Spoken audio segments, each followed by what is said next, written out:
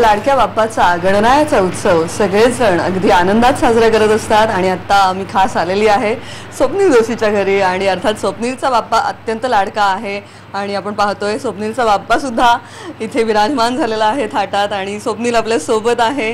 अर्थात हा आनंद खूप नेहमीच द्विगुणित करणारा असतो। दरवर्षी आपण स्वप्नील जोशीच्या घरी त्याच्या घरचा बाप्पा अगदी आवर्जून आपण पाहत असतो आणि त्याला भेटत असतो आणि दरवर्षी तो तितकीच छान छान सरप्राइजेस सुद्धा आपल्याला देत असतो आणि या सगळ्याबद्दल फार छान काहीतरी यावेळेला सरप्राईज आहेच, हो की नाही? अर्थात यावेळेला सुखाचा शुभारंभ आहे।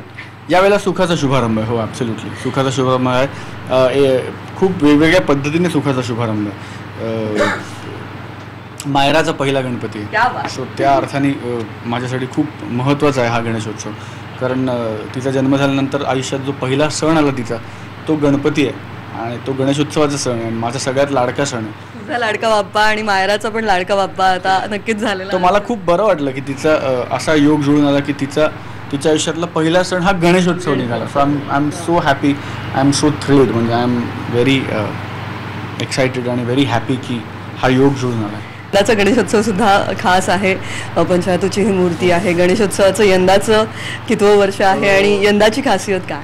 आपलं 66वं वर्ष आहे आणि पंचधातूच्या मूर्तीचं 5वं वर्ष आहे स्थापनेचं।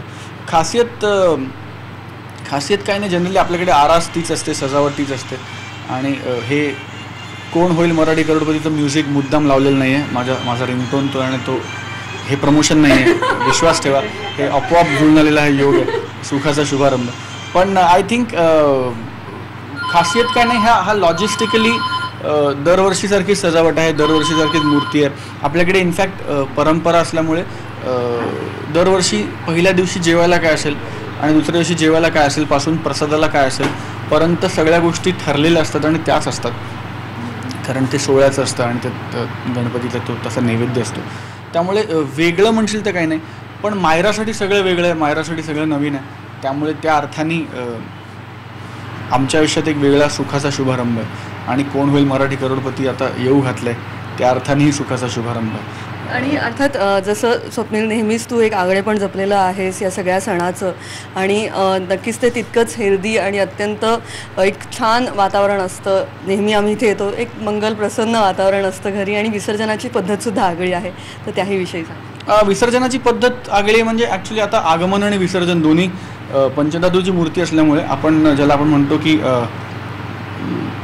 प्रतिकात्मक आहे विसर्जन आणि आगमन, कारण आपल्या कपाटात मूर्ती असते, आपण फक्त गॅलरीतनं देवाचं आगमन करतो चेहरा त्यांचं झाकून आणि मग इथे स्थापना करतो, मग प्राणप्रतिष्ठा करतो। विसर्जनही तसंच होतं, गॅलरीमध्ये एका मोठ्या टबमध्ये कोंबट पाणी, त्याच्यात अत्तर, त्याच्यात गुलाबजल, फुलं असं घालून गॅलरीत तो टब ठेवतो, आपण इकडनं मूर्ती नामस्मरण करत मूर्ती नेतो, गॅलरीत त्याचं विसर्जन करतो, टबामध्ये आरती करतो, त्याच्यानंतर विसर्जन करतो, 5 मिनटं ठेवतो प्रतिकात्मक, नंतर परत ती काढतो, आपण पुसतो आणि आपण कपाटात ठेवून देतो। सो अर्थात जसं म्हणलं की दरवर्षी आम्ही इथे येतो तेव्हा तू एक नवीन सरप्राईज आम्हाला देत असतोस। यावेळेला अनेक सरप्राईजेस अशी लाईंड अप आहेत, म्हणजे याच्यानंतर एक असं आहे। तर पहिलं सरप्राईज एक म्हणजे कोण होईल मराठी करोडपती होईल, सुखाचा शुभारंभ होईल, प्रोमोज गणेशोत्सवाच्या निमित्ताने ब्रेक झाले, पण आत्ता इमिजिएटली एक सरप्राईज देतो तर माझा अत्यंत लाडका मित्र आणि म्युझिक कंपोजर अमित इकडे आहे। Welcome Amit, surprise, welcome Amit. Amit गाणं व्हायलाच हवं नाही का? मॅन्डेटरी। आता सध्या आदर्श, मी आणि स्वप्नील बांदोडकर मग तिघांचं एक गाणं खूप गाजतंय, तर तेच त्याची हुकलाईन फक्त गातो। मोरया